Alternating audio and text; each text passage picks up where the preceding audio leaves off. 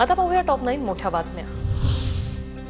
माझ्यावर जे आरोप झाले ते दुसऱ्यावर झाले असते तर एखाद्याने आत्महत्या केली असती। मंत्री संजय राठोड यांचं वक्तव्य। बंजारा समाज पाठीशी एकजुटीने होता असंही वक्तव्य। मनसे अध्यक्ष राज ठाकरे यांच्या उपस्थितीत इगतपुरीत मनसेचं शिबिर। आगामी महापालिका निवडणुकीच्या पार्श्वभूमीवर राज ठाकरे पदाधिकाऱ्यांना मार्गदर्शन करणार। ठाकरे बंधूंच्या एकत्र येण्याच्या चर्चांवर राज ठाकरेंच्या भूमिकेकडे लक्ष।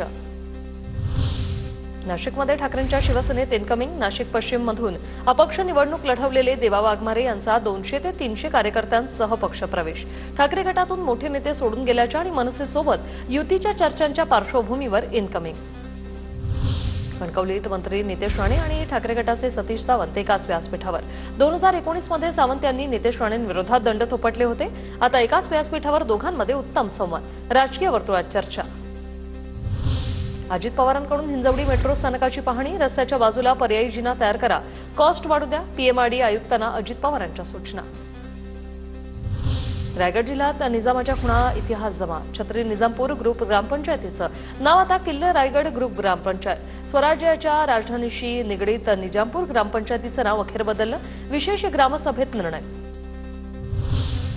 ठाण्यात महिला प्रवासी आणि रिक्षा चालकांची बाचाबाची। रिक्षा चालकाने हात उगारल्याचा महिला प्रवाशाचा आरोप। मनसेकडून रिक्षा चालकाचा शोध सुरू।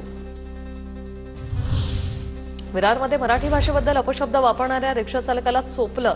मनसे आणि ठाकरेंच्या शिवसेना पदाधिकाऱ्यांकडून चोप। मुजोर रिक्षा चालकाला मागायला लावली माफी।